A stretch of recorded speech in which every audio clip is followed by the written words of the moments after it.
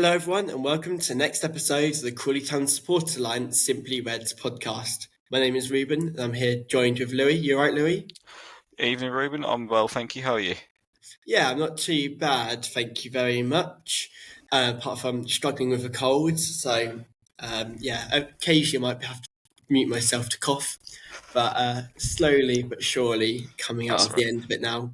That's And good to hear. hopefully we'll be better by the Shrewsbury game, so I can actually go to this one. Oh yeah, that's a local one for you, isn't it? Relatively local. Yeah, it's If not it too bad.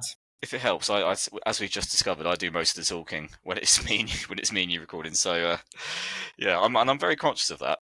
So apologies to the listeners. I don't think today's going to be much different by the sounds of it, but I'll try and let Reuben get a word in edgeways. Well, let's jump straight into it then and look back at our previous games. Let's start off with the game that ruined my birthday, the Cambridge United defeat 3-1. And I think the most entertaining part of that game was the fight amongst the fans. Yeah. Don't know how much we can say about that. I don't really know kind of who was involved or kind of what caused it, but obviously not ideal in terms of fans arguing and whatnot. But yeah, the performance, I mean, it's obviously those things don't happen if everyone's happy with the performance. So I think it's one of those where, from what I could gather, it was some people venting their frustration at the performance and other people not too happy with said venting. But I think the performance was poor. Yeah, more importantly, the performance was poor. We didn't get going until we were 3-0 down, which is pretty unforgivable. You know, and that's possibly because of Cambridge sitting off us when the game's 3-0. It's done. They've all they've got to do is just see it out. And yeah, it was just a very frustrating afternoon because if you look at the goals we conceded, they were all completely preventable. 2 really poor goals to concede from set pieces, and then the third goal, Jack Rolls tries to come inside, gets tackled, and then they just break on us 2 passes, and then they score. And it was 3 really pathetic goals to give up. Really, in terms of the way we dealt with set pieces, the way we gave the ball away, and players didn't track back. We didn't deal with it. And yeah, even in the first half, where we had moments where we got up the pitch and we got into some threatening areas, we didn't have the quality in the final third to take advantage of the sort of half decent positions that we got into, where we could have put a cross in, or we could have got put a pass across goal or something. It was a pretty limp performance going forward. It felt like, and I think it speaks volumes. It kind of sums up where we are in terms of. Particularly our issues going forward. We are just, we haven't. I don't think we've quite got the quality up top to in games where it's fine margins. And weirdly enough, a 3-1 defeat. I think it was fine margins. 2 goals from a set piece, a goal in transition, where we've given the ball away cheaply. Perhaps if we'd have had a bit more quality up top, we would have taken a chance in the first half. We would have probably would have scored another goal at least, and you come away with something. But right now, we haven't got the quality up top to come out on top in games where it is fine margins. We've seen that countless times this season. You look at the Barrow game, which wasn't, we don't need to go over that again. But there's so many games this season where we've just not had the quality to get the points that we possibly should have, or we could have had we have got a goal up or killed a game off.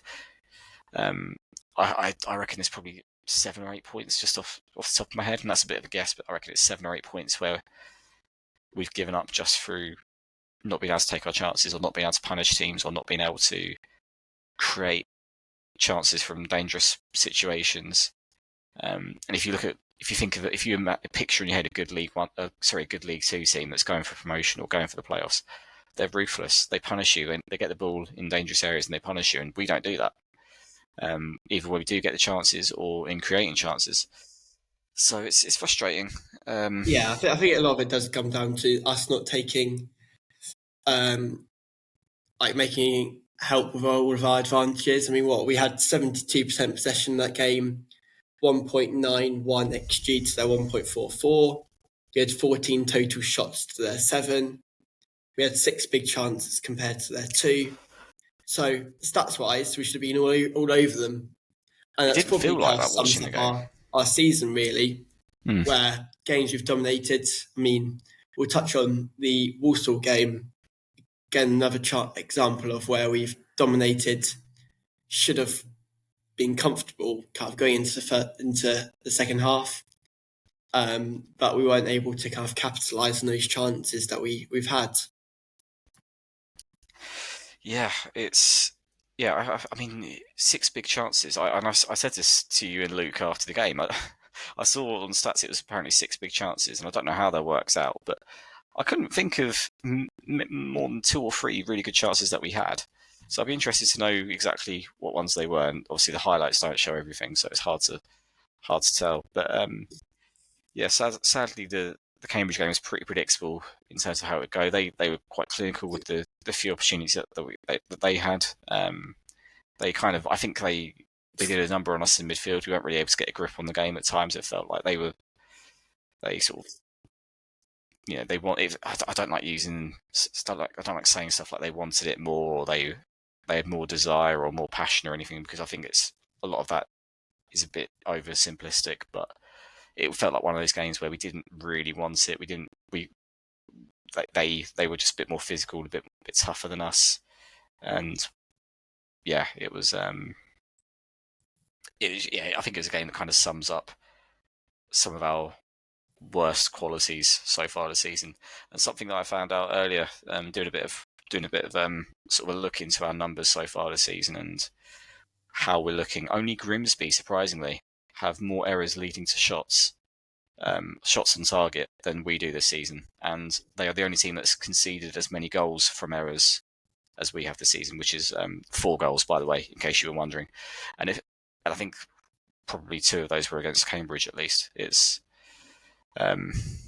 it's a game that I think saw the worst kind of qualities of this Crawley side, unfortunately, and they fine margins, and we just didn't. Yeah, we didn't really deserve much from the game, I don't think, despite the shots that we had. But I think a lot of those probably would have been at 3-0 down and at 3-1 when we were trying to somehow get back into the game. It didn't feel, when we went 3-0 down, it didn't feel like, oh, how has this happened? How are we 3-0 down? It was kind of like this is completely predictable, sadly. But it's. For me, it was good for Shamanga to score, though. Yeah, it's a good striker as well. That. McCurdy probably should have scored the initial chance. And that's something that I'm going to talk about in a bit. McCurdy's finishing, but good for Shamanga to kind of get that monkey off his back, so to speak. And hopefully, I thought again, he came on as a sub, did all right. It was kind of a bit of a hopeless situation to throw him into. He's not the reason. There's no one reason why we lost that game. There's no one player who's to blame. It's just as a team, I thought the midfield was a bit imbalanced. You're looking at Gavin Holohan and Kaheem Dixon, who are both quite lightweight against quite a physical, strong, well-drilled defensive side in Cambridge. Didn't seem like the sort of players who would stand up well when the ball, in terms of competing for the ball when it breaks in midfield and getting onto second balls. So yeah, a bit of a frustrating one. And I don't think there's a lot more we can say about it, really, without repeating ourselves. Yeah, I mean, moving on then to the Leighton Orient game, in the Virtue Papa John's Bristol Street Motors Trophy, whatever it's called nowadays. All the sponsors. A game where I don't think many people were expecting anything from the game, apart from an opportunity to play some players that hadn't perhaps been playing, the likes of Radcliffe, the likes of Coty, Max Anderson as well. And so it's good to be able to see some of them back on the pitch. And I think when we went 1-0 up, I was a bit surprised, actually. I was like, let's book our tickets to Wembley straight away. You started looking at hotels, I believe. Yeah. And then Leighton Orient scored a cracking goal by Dimitri Mitchell. Again, he's one of those players where he spent a lot of his time in Exeter, I think it was. And one of those players where you like him when he's on your team, you don't like him when he's on the opposition team. I believe it's called McCurdy McCurdy syndrome. Yeah. Yeah. Then they scored from a controversial free kick in the 93rd minute. Yes, it's not also to forget Louis Flower also being able to score and get on the goal sheet. What a player who's not really had much, if any, goal play time for us since he's joined. Yeah, good for him to get his first goal for us. I didn't see the game. I'll confess I didn't see the Orient game, but by all accounts, we looked all right. It was certainly an improvement from, especially considering we had some fringe players playing. You were quite pleasantly surprised by how well we were playing at times, and two very good strikes to kind of turn the game around for Orient. Again, I haven't seen the free kick incident, but by all accounts, it wasn't really a free kick. So, controversial. I think it's probably the best way to put it. But no, we play well, and I think a lot of the kind of movements on the pitch makes me think back to our promotion season and the way that Scott wanted us to play. It's quite a contrast to the Cambridge game. So kind of lots of quick passing, kind of movements and the triangles. A shame we couldn't get at least 1 point or 2 points if we would have won the penalty shootout, which probably would have seen us go through to the next round. But now we've got to get a positive result against Peterborough because we're currently joint on points of them, and so need to kind of win on penalties or win the game properly. I mean, Peterborough are obviously, they're a bit like they are virtue trophy specialists. They are the kind of who's the team that always win the Europa League? Is it there's a team that just had a ridiculous record in the Europa League, and I can't think of who it is now. Spanish team, completely gone from my head, but they are almost that equivalent. Might be Villarreal, possibly, or is it? Or is it just Unai Emery? Am I just thinking of Unai Emery? Either way, they are. Yeah, they obviously they do take this competition quite seriously, Peterborough, and they've got where they bring in a lot of good young players. They've probably got quite a good pool of players to pick from. In Sevilla. Sevilla, of course, yep. So they are Peterborough are basically the Sevilla of the Virtue Trophy, and I think that's probably the only time those two clubs, or indeed places, will ever be compared. But they are. Yeah, they've probably got quite a good pool of players to pick from in terms of the young talent that they bring through or pick up from non-league. So that's probably why they're always able to get quite far in the competition. It'll be tough. I don't think anyone will be too upset if we don't make it to the knockout stages. But it's obviously, once you kind of get out of the group, you think, we could be going to Wembley here. And for me, as somebody who doesn't go to the Virtue Trophy games, for kind of my own reasons, I'd have a bit of a moral dilemma if we got to Wembley. So I'm always kind of secretly I never want us to lose, but I'm never too upset when we lose a Virtue Trophy game. But it's obviously good for players like Anderson and Flowers to get more minutes under their belt, and obviously Anderson did enough to impress and start against Walsall. Yeah, and that moves us on nicely to the Walsall game. Top of the table clash. What were we, 20th, 21st at the time of the game? And so it's a game I think people were expecting us to lose, although some were describing it as a must-win, considering our recent run of form. Matt Sadler's made Walsall a good team, as long as they can actually keep their form, unlike last season where they were top of the table by a considerable amount, at least going into Christmas, and somehow managed to mess up and not even make did they make the playoffs? They did make the playoffs. They got did they get beat I feel like they got beat at Wembley by Wimbledon. Oh yeah, potentially. Yeah. Yes, I think they managed to make it through to the final and then lost to Wimbledon 1-0 at Wembley. But they started the season very strongly. Probably a top two team in the league at the moment, over the first, or going into this weekend, in terms of their performances and their results. And I was dreading it. I just thought it's just a really bad matchup for us. They're like a much better version of Cambridge in a way. Strong, organised, clinical, physical, just well drilled. All the things that I hate a Crawley side going up against, because I just feel like we just don't do well against those sort of sides. And yet, despite all of that, it was probably one of the best performances, not just this season, but I think arguably one of the, given the context, given who we were playing, given how poor we've been recently, and kind of how the general feeling around the club, probably one of the best performances we've ever seen under Scott Lindsay. I'm going to go that far and say it. I could be completely wrong. There's obviously the playoff games and everything, but I'm going to say one of it. It's definitely up there. It was the first half in particular was just exceptional. The best we've played in a long time. We didn't give them an inch. I don't think they had a chance until added time in the first half. We caused them all sorts of problems. We should have been probably 2 or 3 up at half time. Obviously, McCurdy missed a penalty, but just before the penalty, we had a really good chance. We had a couple of other chances, I feel like. Dion Pereira kind of had a good run at goal and skied it. But it was just the off-the-ball stuff as well. The way we won our battles and picked up second balls in midfield, we were relentless. They couldn't get out of their half at times. They couldn't get, when we had the ball and we were building from the back, they couldn't get near us. They didn't know how to press us.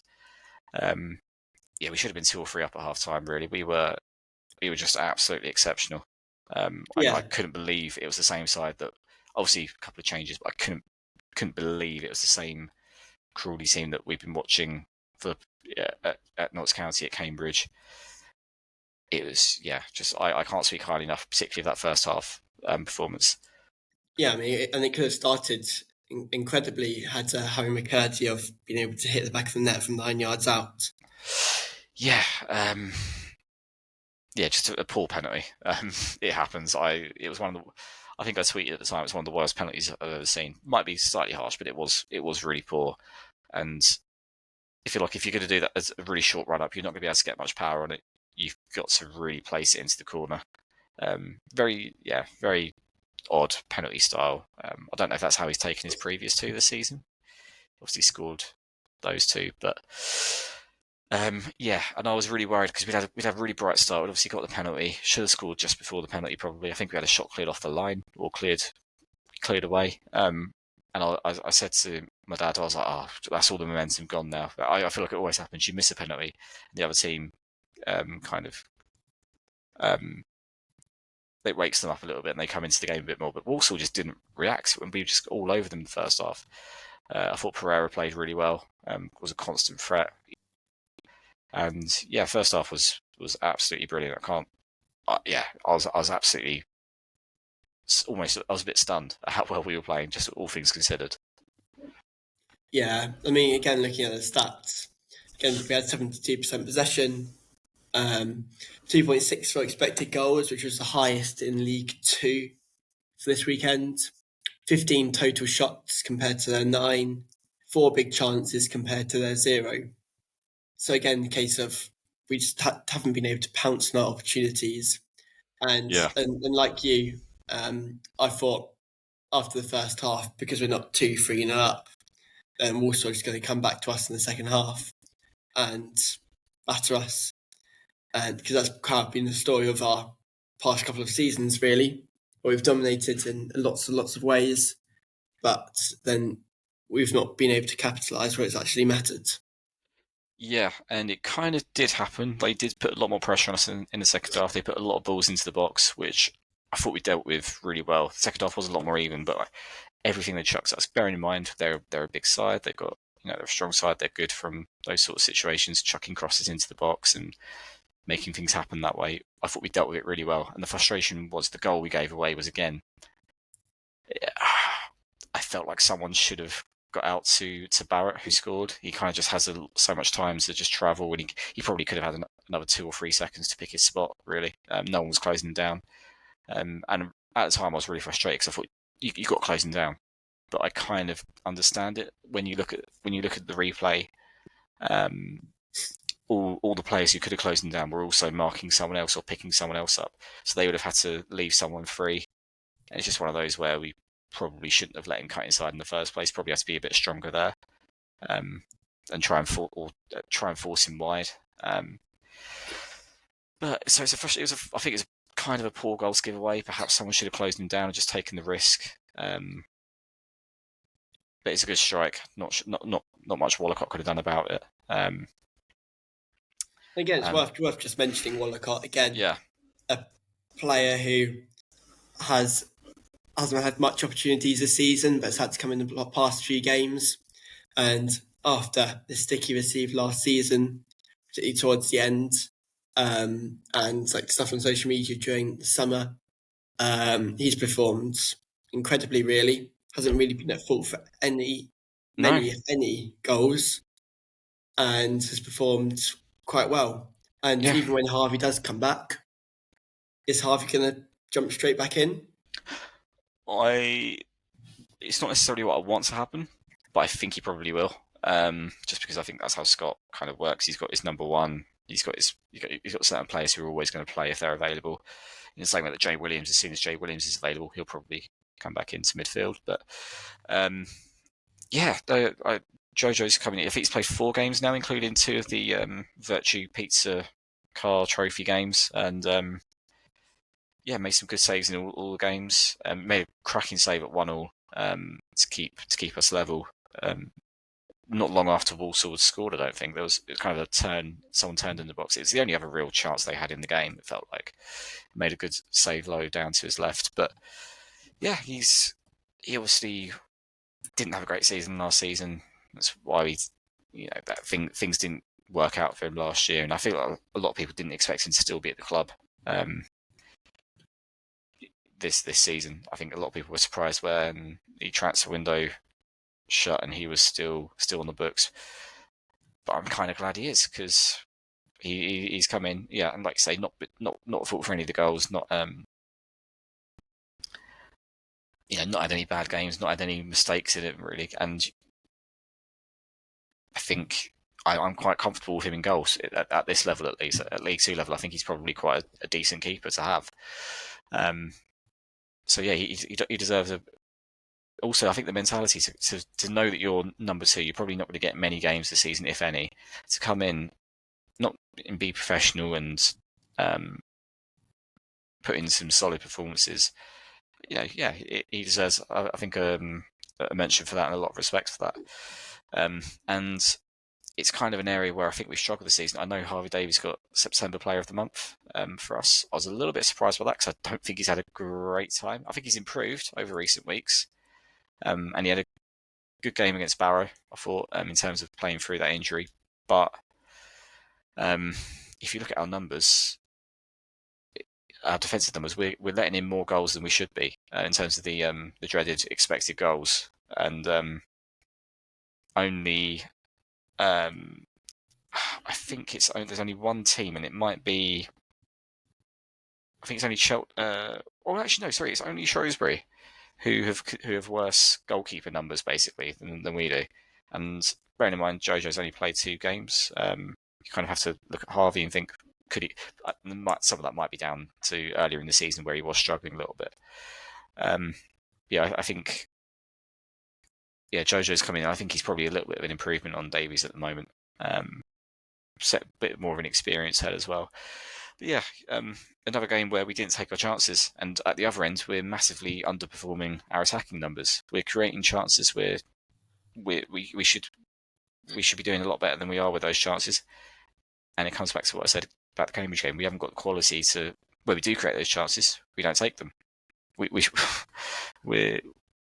It's not a tactical issue, I don't think. If you look at the numbers overall, all our kind of underlying stats and numbers, we're basically a mid-table team at the moment.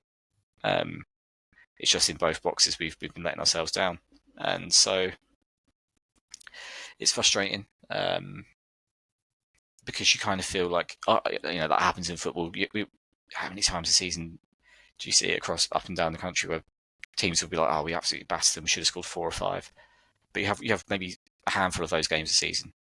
We're at a stage where we're 12 games in, and we've had a lot of those games where we haven't been able to, either kill a game off or get back into a game because we can't take our chances, and it's costing us. It gets to a point where it's not a tactical issue, and it's not something that's just going to even itself out over the course of the season. It's a personnel issue.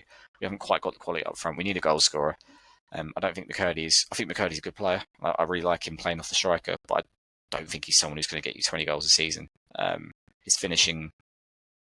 He's got the. I think he's got one of the higher. He's in the top 3 for XG this season for players.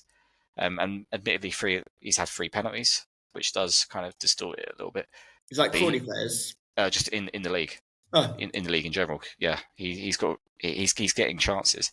He should probably be on about 7 or 8 goals already this season, all being equal. But yeah, and he's our biggest goal threat. And if your biggest goal threat's kind of underperforming in front of goal, you're going to struggle to kill off games. You're going to struggle to get points in tight margin games. You're just going to struggle overall. So that's quite frustrating. Hopefully it's something that does even out, but I think we're at a point where we're a quarter of the way through the season. We kind of, that's a large enough sample size to say it probably won't even out necessarily. It might improve, but unless McCurdy starts, because he could have had 2 goals himself against Walsall. He had the penalty obviously, and then he has the chance just after Walsall scored where we broke down the right. Pereira puts the ball in, and again somehow we don't score. McCurdy sliding in. Is it one of those where it looks it's more difficult than it looks? The keeper makes a save with his legs, and then Ryan Loft obviously. I actually don't think Loft did anything wrong there. He gets on top of it, hits it into the ground, it bounces, and the defender's able to block it off the line. But it's one of those you can watch it back time and time again, and you just expect the ball to hit the net, and it somehow doesn't. But it's just another example. We would have gone 2-1 up. We'd have had a bit of momentum with us, and possibly would have seen the game out. Who knows? But we're just on the wrong side of the fine margins at this point, and it's a real contrast to the 23-24 season, where I think we probably were. Tactically, we were probably at a similar level. The numbers probably were at a similar level. The numbers had us as a mid-table side that year, but we were so ruthless up top. We had, if Orsi wasn't scoring, Lawless was scoring, and Adam Campbell was chipping in with goals. We had set piece threat. We had Liam Kelly chipping in with a few goals as well. So we had goals from all over the pitch. We don't have that this time, and I think it's costing us. And I think you're seeing we're almost like the opposite, where we're massively underperforming where we should be. Whereas in that season, we had the players to kind of bail us out a little bit at times. So you think, how many times in that season did we come back from behind and score late goals and nick points late on? Or, you think the Bradford game famously away from home, where we were just ruthless on the counter attack.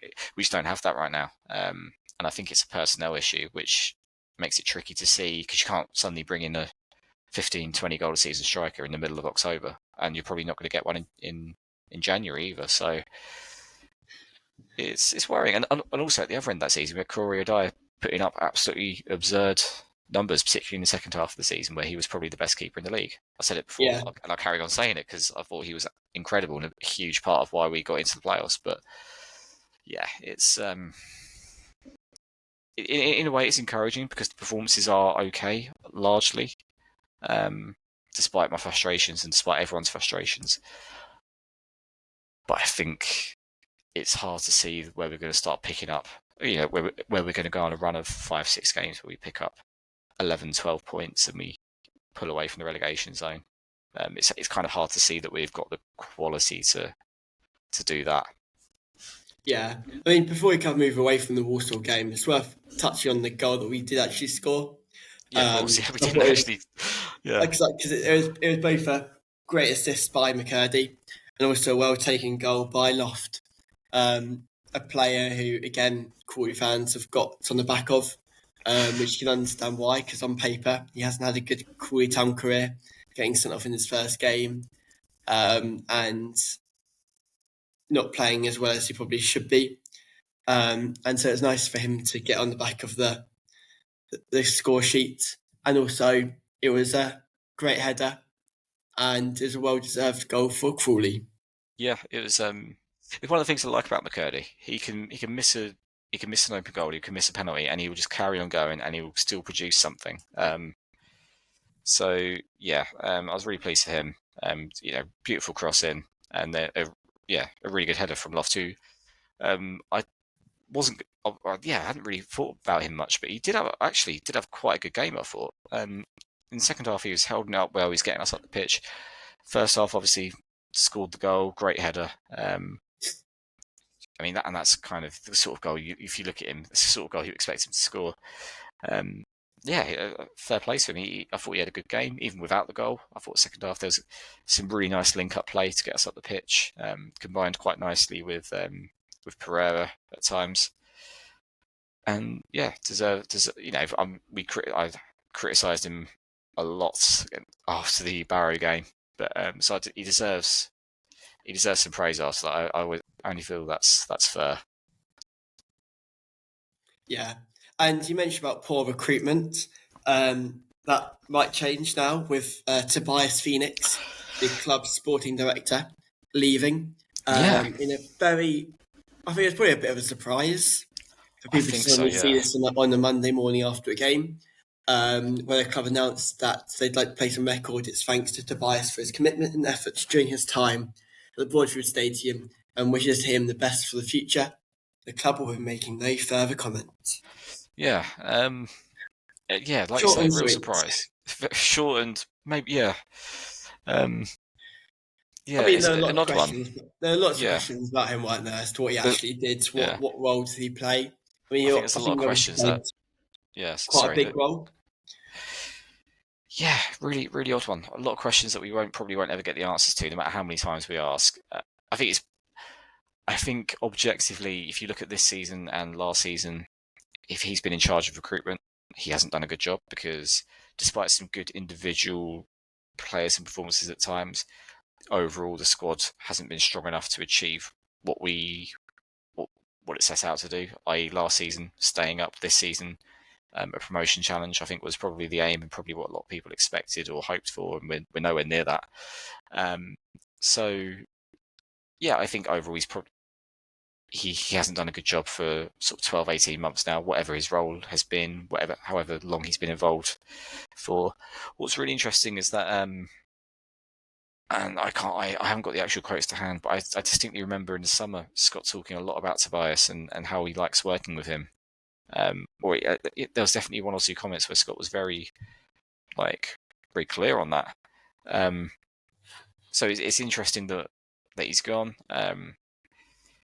Interesting to see how his role and what he did will be replaced, whether we'll get a director of football or a sporting director. I don't think it matters too much. Sporting director is a weird title, isn't it, for a football club? Yeah, because, I don't know. It's not like they're going to branch out into basketball or tennis. Yeah. In which case they'll also take that. Why not just call him a football director or? Yeah, it's or director of football. Exactly.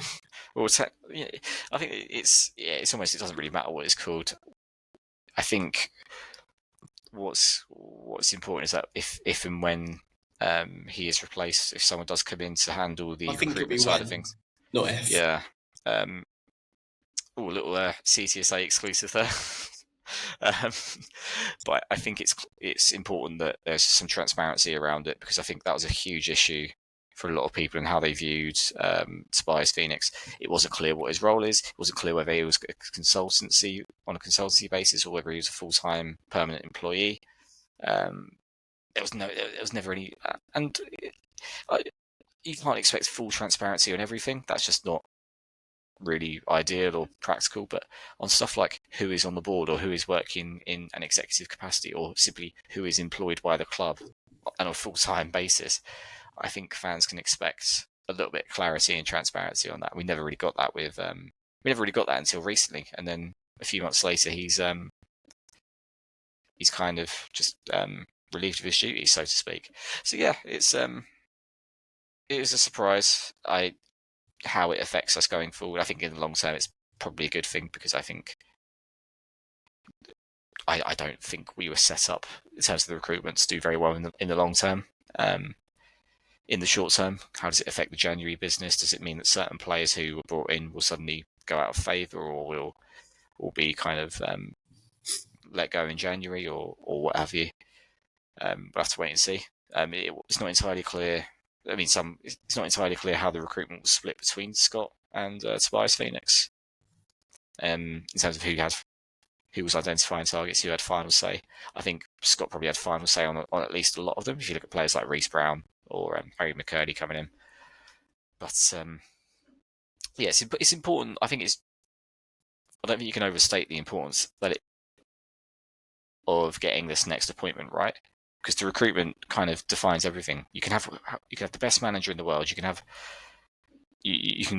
can give Pep Guardiola or Mikel Arteta or whoever you can give them a squad, and if the squad isn't up to scratch, they won't be able to achieve it. Recruitment is probably the most important thing you can get right in football. Recruiting for the manager as well. Recruiting for the right style of play and the right profile of player, and I think we didn't do that consistently enough. It was very sporadic when we did get it right. So I'm keen to see how he's replaced, and hopefully it's someone with quite an extensive book of contacts from Premier League and Championship clubs to kind of pick up players on loans or on free transfers. Hopefully it's someone who can build a squad that's capable of challenging at the top of League Two, because I think that's where we need to be aiming if not this season, because it's not going to be this season, but next season. On Monday night, we had the FA Cup draw for the first round. An evening that's well awaited among all lower league football fans. There was a collection of clubs available for us to draw over home or away, the likes of South Shields or Hemel Hempstead or St Albans City, or even Cardiff City, Walsall, Notts County, any other League One, League Two team. Bristol Rovers, of course. Oh God, don't! I was just so relieved he didn't get Bristol Rovers, honestly. And yeah, I mean, we got Boreham Wood, a team that are doing quite well in the National League, a team that it'll probably be a tough game. Yeah, I'm expecting it to be. Yeah, I think it's good away day. We'll take a few hundred up there, which is good. But yeah, definitely a potential banana skin. They've got a lot of momentum. Obviously promoted through the playoffs in the National League South last year. They're in the National League playoffs now. So they're having a cracking time, and it's got all the makings of they're going to look at us and go, struggling League Two side go into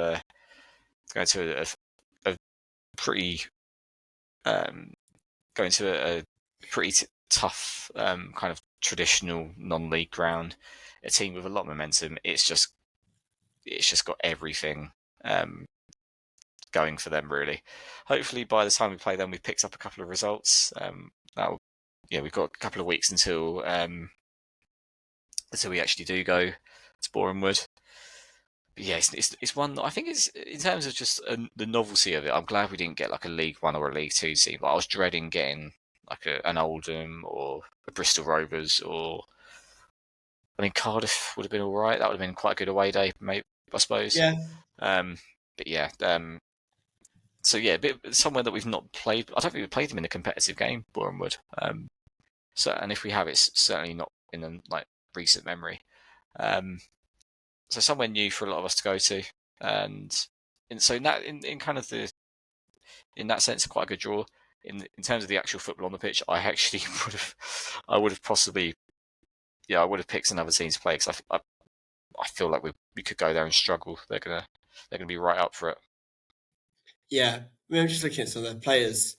They've got one ex-Crawley player. Cressy Appiah? Nope, Jack Payne. Jack Payne? Oh, of course. Yeah, okay. Yeah, Cressy left. But I mean, they've got Luke Norris, former Tranmere player. Oh, okay, yeah.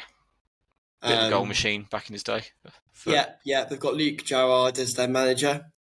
He's a typical manager who, whenever there's a vacancy in League Two or League One, his name's always up there. Because of the good work that he often does at Boreham Wood. But I mean, yeah, they're currently fifth. And playing relatively well. They've also got Aaron Henry as well. Oh, really? Is he there permanently? Yes, I believe so. Wow, okay. Yeah, on the free transfer. Interesting. From Charlton. Yeah, Cressy Appiah was there, wasn't he? Because I feel like he was scoring a lot of goals. Yeah, I was about to say, I feel like he scored quite a few goals for him. Yeah. So it should be a good game. Hopefully we do camp in good numbers. I mean, the stadium only fits 4,000 people. Yeah, I don't. So don't know how many we'd get. I mean, I don't. I know. Speaking to Southend fan at work, he was saying that obviously Southend are very well supported, but Boreham Wood don't have great home numbers. Southend always bring more away fans than Boreham Wood do, so I don't know how well supported they'll be. I don't know what their average gate's like, but yeah, I don't imagine the capacity will be an issue. That's the gist of what I'm getting at. So their last home game, they had, last home game that I can quickly see attendances. 921. Yeah. That's shocking. Yeah, so there you go. I mean, I remember the days when we had attendances of about 900. So I'm loath to kind of knock a team for low attendances, particularly one that was a National League South side last year. Again, yeah. And I suppose they're in a difficult location, aren't they? Like North London. You've got the likes of Watford. You've got pretty much any London central team nearby, and so not many people are going to choose to go to Boreham Wood. And I also don't think many people see playing Crawley Town on their to-do list. No, we're not as big a draw as maybe a Cardiff would have been, or another team. But I feel like we're a relatively big fish. We're an established League Two or Football League side now. We're a relatively big fish. If you are a Boreham Wood or a National League, another kind of smaller National League side, we might. I don't know. We'd be interested to see how they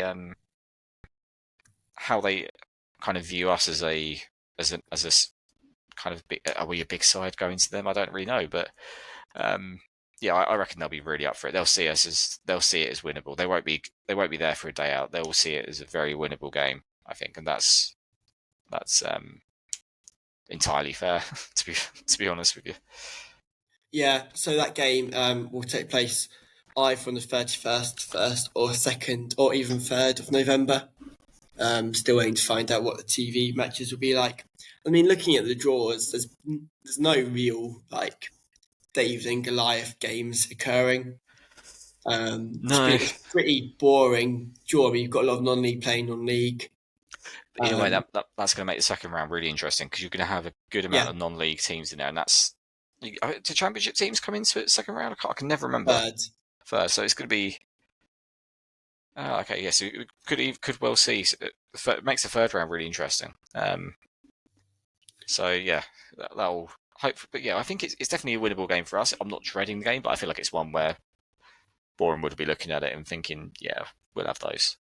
They would not be complaining. I mean, it would depend how Scott shapes up. I seem to remember the last FA Cup game against Maidenhead. We put out, it's probably what we tend to play in our Virtue League Cup trophy, whatever it's called. Yeah, I think... so probably see the likes of Radcliffe playing, which people won't necessarily complain about. Coating, Flower. I would be surprised if he rotates too much, but yeah, I think players like Radcliffe, certainly Anderson, you might expect to play. I think he'd probably make 3 or 4 changes, but I wouldn't expect. Maybe McKenna might play, and in theory, those players should be good enough to do the job. But it doesn't always work like that, does it? Yeah, or even whether the likes of Danny Cashman potentially. Yeah, it'd be a good game for him to get back to fitness. Scott said he's not too far away. And, I mean he's been picture training. Yeah, so that's a good sign. He's back on grass. So hopefully he's back for the November games. But yeah, certainly it's one of the more. At least it's one of the more interesting games we could have got. I think that was my main takeaway from it. Yeah, I mean, it could have been 10 times worse for a lot of people. Yeah, I mean, I know we haven't played them in a while now, but Bristol, apart from Virtue Trophy, but Bristol Rovers would have just been.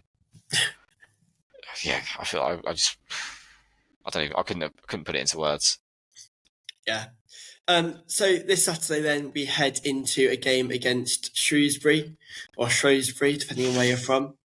Again, it's probably your first 6-pointer of the season. I know lots of people hate the term 6-pointer. No, absolutely is. But it's the most 6-pointer you can get at this stage of the season. It really is. 100%. What are your expectations going into the game?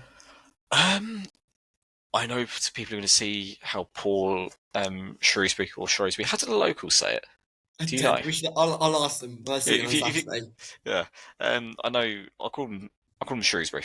I know people look at Shrewsbury and kind of go, "Oh, they've had a really poor start to the season." They picked up a win over Cambridge at the weekend, but they have had a poor start. Other than that, I know fans will look at that and go, "Oh, we should be going there." And it's a must win. We should be winning, and it simply is a must win game. But I think it could be quite tight, purely because I had a look at their kind of their defensive numbers in particular are quite interesting. They're actually very strong defensively relative to what you might expect. It's like really surprisingly strong. Like they don't concede many chances. They don't give up many good chances. They have basically a large part of their problem is the goalkeeper who's played earlier in the season. And his name escapes me now, but he was basically completely dreadful. Like he just the worst keeper in the league. Putting up those sorts of numbers. Yes, Harrison, that's the one. Will Brook has since played 4 games and conceded 3 goals, and the only 2 games they've won have been with Will Brook in goal. So he seems to be their number 1 keeper now. So they've improved their goalkeeper situation. They don't give up that many chances in the first place. I think it could be quite a frustrating game, quite a tight game. What's good is their attacking numbers are dreadful. Only Cheltenham are a worse attacking side in the league. They don't create much at all, and they're not very good at taking their chances. Shrewsbury. So I'm expecting a tight game. I think we'll struggle to break them down because I think they're probably more solid defensively than you might give them credit for. And I think if we concede the first goal, we will really struggle partly because they will just sit back and keep us out, and also because I think every game this season where we've conceded the first goal, we've lost, which has been quite a few too many times. So we need to start fast. We need to come out and just go at them. They're not going to pose us much of a threat going forward. So I'd like to see us really attack them, just throw everything at them, get a 2-goal lead, and we will get 3 points. But obviously, football, it doesn't necessarily work like that. They're the only team to underperform their defensive numbers more than us. I think I mentioned that earlier in the pod, and only Cheltenham have worse attacking numbers. So they seem to have sorted out one of those problems by changing their goalkeeper, which makes you think it's going to be a tougher game than people realise. But we shouldn't go there with any fear. I'm always cautious or a bit conservative or negative with my predictions, but we shouldn't go there with any fear. If we play like we have done against Walsall and against MK Dons and against Cheltenham, we will be fine. But of course, part of the problem this season is we've been too up and down. We've had quite a high ceiling as a team, but quite a low floor. And you just don't know what Crawley's going to turn up. And you wouldn't be surprised if we're 2-0 down at half time and we've had a man sent off or whatever. You wouldn't be surprised nothing surprised me this season, so it's really hard to make predictions. But it all depends on how well we start the game. If we start well, we're on top and we get an early goal, I think we could run away with it. We could win 2-3-0, but the longer the game goes on, they're going to grow in confidence. They're going to think that they've got a great chance to nick 3 points. I'm going to go a 1-0 win for Crawley. I think it's the first time I've predicted a win on the podcast this season. I'm not entirely confident, but I never am. I'm going to be confident. I'm going to say we're going to win 3-1. Okay, I like it. McCurdy hat-trick. Yeah, no, I was going to say McCurdy 2 goals. And then I think, who do you think is going to score another? I think Dixon will score his first. Oh, okay. His first league goal. Yeah. Yeah. Okay. That's the thing, yeah. It's Dixon. I'd be really interested to see how we line up, because Shrewsbury, they're quite a they're a fairly decent pressing team, but they do play quite a relatively direct style of football. They're not, they're not like prime Stoke or prime Bolton where they just lump it up, but they are quite direct. So I'll be interested to see if we try and play quite a physical midfield. I think you can't play Holohan and Dixon in midfield. It's a bit too lightweight. So Scott seems to really rely on Holohan at the moment. So whether you start with, I think Max Anderson has to start. He played really well against Walsall. He's another player we didn't talk about, but came in for only his third league start of the season, I think, off the top of my head, and did really well. So I think he's earned his place in the side for now. Scott Malone is someone who I think was, again, exceptional against Walsall, considering that was his first start in God knows how long. So he's probably got to start, and I think you need that bit of experience and that bit of physicality. I think either Dixon or Holohan has to start, and I'd probably, away from home, I'd possibly rather start Dixon, just because I think he's probably a bit stronger on the counter attack, and he's a bit, he can carry the ball and he can unlock a defence with his dribbling, and he's got a good, he's got a good eye for a pass as well. Loft will probably start, Loftinho, as I'm now calling him after his goal. I think we just need to go. Actually, do you know what? I wouldn't even mind seeing the same team that started against Walsall. It was very attacking, and I think although I don't normally like an unchanged team, especially maybe going forward, I would possibly I'd stick with Loft, McCurdy, and Shamanga, purely because I think they will cause Shrewsbury problems. It's not often I say that about a front three of Loft, McCurdy, and Shamanga, but yeah. Yeah. Well, Louis, thanks very much for joining me this evening. Pleasure as always. Let's hope we can get 3 points on Saturday. So come on, you Reds. Much needed 3 points. Come on, you Reds.